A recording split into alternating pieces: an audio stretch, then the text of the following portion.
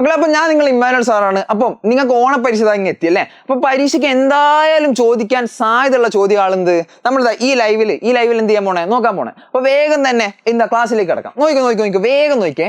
What is the difference between conductors and insulators? Give examples of it. എന്തായാലും പരീക്ഷയ്ക്ക് ചോദിക്കുന്ന ഒരു ചോദ്യം എന്തായിരിക്കും? കണ്ടക്ടേഴ്സ് എന്താണ്, ഇൻസുലേറ്റേഴ്സ് എന്താണ്? വേഗം പറഞ്ഞേ.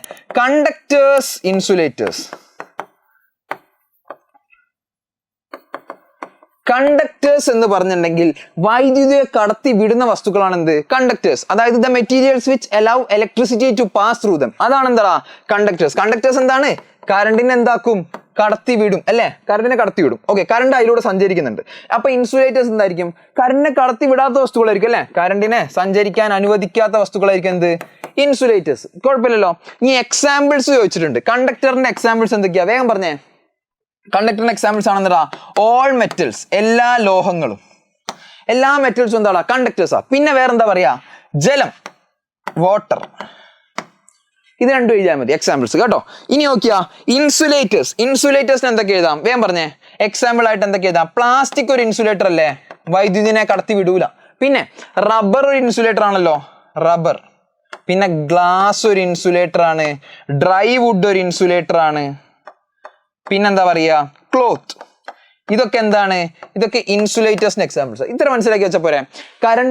കണ്ടക്ടേഴ്സ് എന്ന് പറഞ്ഞാൽ എന്താണ്? കറണ്ടിനെ കടത്തി വിടുന്ന വസ്തുക്കൾ. എക്സാമ്പിൾസ് എന്തൊക്കെയാണ്? ഓൾ മെറ്റൽസും അതേപോലെ വാട്ടർ. നോക്കിക്കോ, ഇൻസുലേറ്റേഴ്സ് എന്താണ്? കറണ്ടിനെ കടത്തി വിടാത്ത വസ്തുക്കളാണ്. നോക്കിക്കോ, plastic, rubber, glass, cloth etcetera. ഇത്രയേ ഉള്ളൂ മക്കളെ. വേഗം ഈ ചോദ്യം നോക്കിക്കോ. What is electrical circuit? വൈദ്യുത സർക്യൂട്ട് എന്നാൽ എന്തായിരിക്കും? വേഗം പറഞ്ഞേ. സിമ്പിൾ ആണ്. ഒരു ഇലക്ട്രിക് സോഴ്സ് ഒരു ഇലക്ട്രിക് ഡിവൈസിലേക്ക് വൈദ്യുതി എത്തിക്കുന്ന ടോട്ടൽ അറേഞ്ച്മെന്റിനെ വിളിക്കുന്ന പേരാണെന്ത്? ഇലക്ട്രിക്കൽ സർക്യൂട്ട് അല്ലെങ്കിൽ വൈദ്യുത സർക്യൂട്ട്. Electric circuit is an arrangement that passes electricity from an electric source to an electric device. ഈ ടോട്ടൽ അറേഞ്ച്മെന്റിനെ വിളിക്കുന്ന പേരാണെന്ത്? Electric circuit. ഇലക്ട്രിക് സർക്യൂട്ട് രണ്ട് ടൈപ്പ് ഉണ്ട്. ഓപ്പൺ സർക്യൂട്ടും ഉണ്ട്, ക്ലോസ്ഡ് സർക്യൂട്ട് ഉണ്ട്. പഠിച്ചത് ഓർമ്മ ഉണ്ടല്ലോ. ഓപ്പൺ സർക്യൂട്ടും ഉണ്ട്, ക്ലോസ്ഡ് സർക്യൂട്ട് ഉണ്ട്. Open circuit എന്തായിരുന്നുടാ?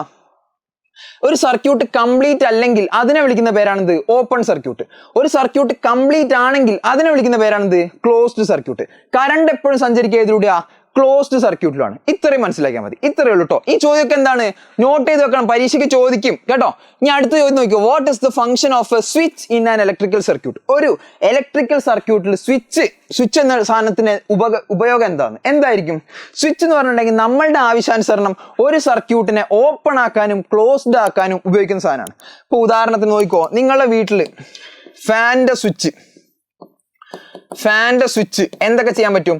ഓൺ ആക്കാനും പറ്റും, ഓഫ് ആക്കാനും പറ്റും. ഓൺ ആക്കുമ്പോൾ എന്താ ചെയ്യുന്നത്? ഫാനിന് വൈദ്യുതി കിട്ടിയിട്ട് ഫാൻ കിടന്ന് കറങ്ങുക. ഓക്കെ, ഓഫ് ആക്കുമ്പോൾ എന്താ സംഭവിക്കുന്നത്? വൈദ്യുതി കിട്ടാത്തതുകൊണ്ട് ഫാൻ ഓഫ് ആവുക, ഫാൻ ചലിക്കാണ്ടിരിക്കുക. അപ്പൊ ശരിക്കും ഓൺ ആകുമ്പോൾ എന്താണ് സംഭവിക്കുന്നത്? ശരിക്കും ഓൺ ആകുമ്പോൾ സംഭവിക്കുന്നത് എന്താ വെച്ചാൽ ഒരു സർക്യൂട്ട് കംപ്ലീറ്റ് ആവുകയാണ്. കംപ്ലീറ്റ് ആവാന്ന് പറഞ്ഞിട്ടുണ്ട്. അത് എന്താടാ? ക്ലോസ്ഡ് സർക്യൂട്ട് ആവാൻ പോവാണ്. ക്ലോസ്ഡ് സർക്യൂട്ടിലൂടെ എന്ത് സംഭവിക്കടാ? വൈദ്യുതി സഞ്ചരിക്കും അല്ലെ? കറണ്ട് എന്ത് ചെയ്യും? സഞ്ചരിക്കും. വൈദ്യുതി സഞ്ചരിക്കും. അതുകൊണ്ടാണ് എന്താടാ ഈ ഫാന് കറങ്ങുന്നത്. ഇനി നോക്കിക്കോ, സ്വിച്ച് ഓഫ് ആക്കുമ്പോൾ എന്താ സംഭവിക്കുന്നത്? സർക്യൂട്ട് കംപ്ലീറ്റ് ആവില്ല. സർക്യൂട്ട് കംപ്ലീറ്റ് ആവാണ്ടിരിക്കും. സർക്യൂട്ട് കംപ്ലീറ്റ് ആവുന്നില്ലെങ്കിൽ അതിനെ വിളിക്കുന്ന പേരാണെന്ത്? ഓപ്പൺ സർക്യൂട്ടിലൂടെ കറണ്ട് എന്താടാ? സഞ്ചരിക്കൂല. അതുകൊണ്ടാണ് എന്ത്? ഫാന് ഓഫ് ആകുന്നത്. കറണ്ട് സഞ്ചരിക്കില്ല. ഇത്രയും കാര്യങ്ങൾ മനസ്സിലാക്കിയാൽ മതി. അപ്പൊ സ്വിച്ച് എന്തായാലും എന്താടാ?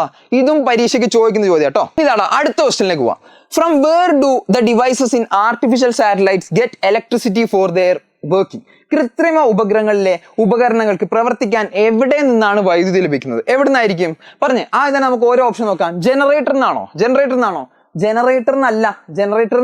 അല്ല. പിന്നെ എന്തെന്നാ? വിൻഡ് മില്ലെന്നാണോ? അതിന്റെ മുകളിൽ ആരും വിൻഡ് മില്ല് ഉണ്ടാക്കിയോ? വിൻഡ് മില്ലെന്നല്ല. പിന്നെ ഫ്യൂവൽ ആരും പെട്രോൾ പമ്പിൽ നിന്ന് ഇതടിച്ചു പോകണമെന്നല്ലോ, അല്ല, അതുമല്ല. പിന്നെ എന്തായിരിക്കോടാ? സോളാർ പാനലാണ്. എന്താണ്? സോളാർ പാനൽ കൊണ്ടാണ് എന്താടാ ഈ ആർട്ടിഫിഷ്യൽ സാറ്റലൈറ്റ്സിനൊക്കെ ഇലക്ട്രിസിറ്റി കിട്ടുന്നത്. കുഴപ്പമില്ലല്ലോ, സിമ്പിൾ ക്വസ്റ്റ്യൻ അല്ലേ? സോളാർ പാനലാണ്. ഇനി അടുത്ത ചോദ്യം വേഗം നോക്കിക്കോ. Small generators produce electricity using any fuels such as petrol, diesel etcetera. Find flow chart of energy conversion in these generators. മലയാളത്തിൽ വായിച്ചു നോക്കിക്കോ വേഗം. പെട്രോൾ, ഡീസൽ പോലുള്ള ഏതെങ്കിലും ഇന്ധനം ഉപയോഗിച്ചാണ് ചെറിയ ജനറേറ്ററുകൾ വൈദ്യുതി ഉൽപ്പാദിപ്പിക്കുന്നത്. ഇത്തരം ജനറേറ്ററുകളിലെ ഊർജ്ജ മാറ്റം സൂചിപ്പിക്കുന്നത് ശരിയായ ഫ്ലോ ചാർട്ട് ഏതെന്ന്. സിമ്പിളാ. എന്താ ശരിക്കും ഒരു ജനറേറ്റർ ചെയ്യുന്നത്? ജനറേറ്റർ നമ്മൾ ഫ്യൂവൽ ആയിട്ടുള്ള പെട്രോൾ, ഡീസൽ തുടങ്ങിയ സാധനങ്ങൾ ഉപയോഗിക്കും. അത് കാരണം എന്താടാ ടർബൈൻ ഒക്കെ കിടന്ന് കറങ്ങും അല്ലെ. മെക്കാനിക്കൽ എനർജി ഉണ്ടാവും അവിടെ, മെക്കാനിക്കൽ എനർജി ഉണ്ടാവും. ഈ മെക്കാനിക്കൽ എനർജി കാരണമാണ് എന്ത് ഇലക്ട്രിസിറ്റി ഉണ്ടാവുന്നത്. അപ്പൊ കറക്റ്റ് ഓപ്ഷൻ ഏതാ നോക്കാം. ആദ്യം തന്നെ എന്താ ചെയ്യുന്നത്, ഈ പെട്രോൾ, ഡീസൽ ഇതുപോലെയുള്ള സാധനങ്ങളുടെ കെമിക്കൽ എനർജി ഉപയോഗിച്ചിട്ട് ഇതിൻ്റെ അകത്ത് എന്ത് നടക്കും, മെക്കാനിക്കൽ എനർജി ഉണ്ടാക്കും. ഈ മെക്കാനിക്കൽ എനർജി എന്തായിരിക്കും, ഇലക്ട്രിക്കൽ എനർജി ആയി മാറാൻ പോകണം. നോക്കിക്കോ, അപ്പൊ ഏതായിരിക്കും ഓപ്ഷൻ, മെക്കാനിക്കൽ എനർജീനെ കെമിക്കൽ എനർജി ആക്കിയിട്ടാണോ ഇലക്ട്രിക്കൽ എനർജി ആക്കുന്നത്? അല്ല. നോക്കിക്കോ, ഇലക്ട്രിക് എനർജീനെ കെമിക്കൽ എനർജി ആയിട്ടാണോ മെക്കാനിക്കൽ എനർജി ആക്കുന്നത്? അല്ല. നോക്കിക്കോ, അപ്പൊ ഇതല്ലേ ശരി ഉത്തരം. നോക്കിക്കോ, കെമിക്കൽ എനർജീനെ മെക്കാനിക്കൽ എനർജി ആക്കിയിട്ട് ഇലക്ട്രിക്കൽ എനർജി ആയി മാറ്റും. കറക്റ്റ് അല്ലേ? ഇതല്ലേ കറക്റ്റ്. നോക്കിക്കോ, മലയാളത്തിൽ വായിച്ചോ. രാസോർജത്തെ, അതായത് പെട്രോൾ, ഡീസൽ തുടങ്ങിയ സാധനങ്ങളിലെ കെമിക്കൽ എനർജി രാസോർജത്തെ എന്താക്കി മാറ്റൂടാ, യാന്ത്രികോർജ്ജാക്കി മാറ്റും അല്ലെ. യാന്ത്രികോർജ്ജാക്കി മാറ്റി അതിനെയാണ് എന്താക്കുന്നത്, വൈദ്യോർജ്ജമായി മാറ്റുന്നത്. ഇത്രേ ഉള്ളൂ, സിമ്പിൾ അല്ലേ.